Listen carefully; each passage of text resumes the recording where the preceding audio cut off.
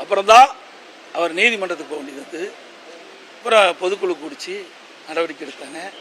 அதுக்கு பிறகு பார்க்கும்போது பொதுக்குழு நடக்கின்ற போதே ரவுடிகளை வச்சுட்டு போய் கல்லை எடுத்து அடிச்சுக்கிட்டே போய் கட்சிக்கார வண்டியெல்லாம் நுணுக்கி கட்சிக்காரர் அடித்து மண்டையை ஒடிச்சு கையை ஒடிச்சு போய் தலைமை அலுவலகத்தில் போய் கதவெல்லாம் உடைச்சி உள்ளே இருக்கிற பொருளெல்லாம் சூறையாடி பொருளை திருடிட்டு போனாங்க.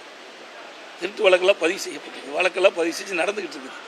பல பேர் எங்களுடைய தொண்டர்கள்லாம் இவரை ஒருங்கிணைப்பாளரை ஆகிற கொடுமைக்காக பல பேர் மருத்துவமனையில் சிகிச்சை பெற்றாங்க. பல பேர் இவர் புகார் செஞ்சு பல பேர் அவரை அடிச்சிட்டான்னு சொல்லி பல பேர் மேலே புகார் செஞ்சு 15 நாள் ஜெயிலிருந்து அப்புறம் தான் ஜாமீன் எடுக்கப்பட்டார். ஆக இப்படிப்பட்டவர் ஒரு சுயநலவாதி. கட்சிக்கு எந்த விதத்திலும் உதவி செய்ய மாட்டார். கட்சிக்காக விசுவாசம் இருந்த வரலாறே கிடையாது. அதுக்கு பிறகு வழக்கு போய் போட்டார். கட்டளையை முடக்க வேணும்னு போய் தேர்தல் ஆணையத்தில் கொடுக்குறார். எந்த விதத்தில் நியாயம்? அப்புறம் நீதிமன்றம், அதுக்கு பிறகு தேர்தல் ஆணையம் எல்லாம் எங்கள் தரப்பில் தான் நியாயம் இருக்குதுன்னு சொல்லி தீர்ப்பு வழங்கப்பட்டது. அதன் அடிப்படையில் நாடாளுமன்ற தேர்தல் நடந்தது. நாடாளுமன்ற தேர்தலாவது அவர் இந்த கட்சிக்கு இணக்கமாக இருப்பார், விசுவாசமாக இருப்பான்னு பார்த்தா ராமநாதபுரத்தில் நாடாளுமன்றத்தில் எங்களுடைய வேட்பாளர் கட்டளை எதிர்த்து போட்டிடுறார். அங்கே அவருடைய வாக்குகள் எல்லாம் பணத்தால் பெறப்பட்டது. அவருக்காக எந்த ஓட்டும் போடல. கட்டளை எதிர்த்து நிற்கிறார். இவர் எப்படி கட்சிக்கு விசுவாசமாக இருப்பார்? எப்படி கட்சிக்காரன் அரவணைப்பார்? சிந்தித்து பாருங்க. ஆக இவர்கள் எப்பொழுதுமே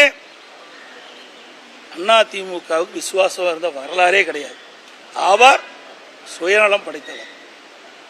அதனால அதிமுகவிலே அவர்களை இணைக்கின்ற பேச்சுக்கோ 1% கூட இடமில்லை. மன்னிப்பு கடிதம் யார் வேணாலும் கொடுக்கலாம். இத்தனையும் செஞ்சு விட்டு மன்னிப்பு கடிதம் கொடுப்பேன்ல. ஒரு சாதாரண தொண்டை ஒரு தப்பு பண்ணால் அடிப்படை உறுப்பு நீக்கிறோம். இவ்வளவு பெரிய தப்பு பண்ணவருக்கு எப்படி போய் தண்டனையை என்ன பண்ண முடியும்? இது நானும் அவரை எடுத்த முடிவு இல்லை, பொதுக்குழு எடுத்த முடிவு. அதை புரிஞ்சுங்க. இது யாரும் நீக்கல. அவரில் பொதுக்குழு உறுப்பினர்களால் இவரை அடிப்படை உறுப்பு நீக்கப்பட்டவர்.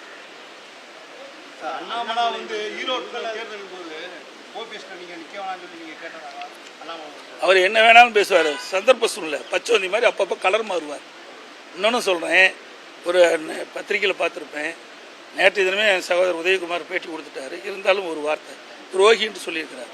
நல்லா சிந்திச்சு பாருங்கள். நான் துரோகி இல்லை. துரோகியினுடைய மொத்த உருவமே திரு அண்ணாமலை தான்.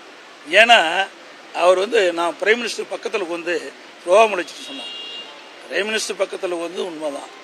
ஆனால் அதுக்கு பிறகு நடந்தது என்ன? பேர் அண்ணாவுடைய பிறந்தநாள் விழா வருது.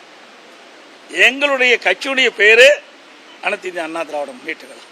எங்களுடைய கட்சியில் பேர் அண்ணாவை தான் குறிச்சிருக்கிறோம். பொன்மனச்செம்மல் புரட்சி தலைவர் எம்ஜிஆர்கள் இந்த இயக்கத்தை உருவாக்கின்ற பொழுது பேர் அண்ணாவுடைய கொள்கைகளை அவர் விட்டு சென்ற பணிகளை தொடர வேண்டும் என்ற ஒரு நல்ல எண்ணத்தின் அடிப்படையில் தான் இந்த அதிமுகவை தோற்றுவித்தார். அப்படிப்பட்ட எங்களுடைய தலைவர்களை அவதூறாக கீழ்த்தரமாக விமர்சித்தால் நாங்கள் எப்படி பொறுத்து கொள்வோம்? பக்கத்தில் கோரத்துக்கே உனக்கு இவ்வளவு துடிக்குது. எங்களை எல்லாம் ஆளாக்கி உங்கள் முன் நிறுத்திய எங்கள் தலைவர்களை பற்றி பேசினா எங்களுக்கு எப்படி உள்ள குமரல் வரும்? நாங்களும் உணர்ச்சி உள்ள மனிதர்கள் தான், யாருக்கு அடிமை கிடையாது. சிந்தித்து பார்க்க வேண்டும். இவர் கட்சி தலைவருக்கே பொருத்தமில்லாதவர். நாங்கள்லாம் 50 ஆண்டு காலம் இந்த கட்சியில் உழைச்சி தான் இந்த பதவிக்கு வந்திருக்கிறோம். அவராட்டம் அப்பாயின்மெண்ட் பதவி கிடையாது. நான் ஆரம்பத்தில் கிளை செயலாளர் இருந்து அதில் பாடுபட்டு அதுக்கு பிறகு ஒன்றிய பொறுப்பு, மாவட்ட பொறுப்பு, மாநில பொறுப்பு, எம்எல்ஏ, எம்பி, அமைச்சர், அப்புறம் தான் முதலமைச்சர். அதே மாதிரி தலைமை கழக நிர்வாகிகளாக கொள்கை பிறப்பு செயலாளர், அமைப்பு செயலாளர், தலைமை நிலை செயலாளர், அப்புறம் தான் பொதுச் செயலாளர். படிப்படியாக ஒவ்வொரு மட்டத்திலும் கட்சியினுடைய கட்டுப்பாடு தலைமைக்கு கீழ் எப்படி செயல்பட என்று நன்கு உணர்ந்து அணுவு நீதியாக நான் இந்த பதவியில் இருக்கிறேன்.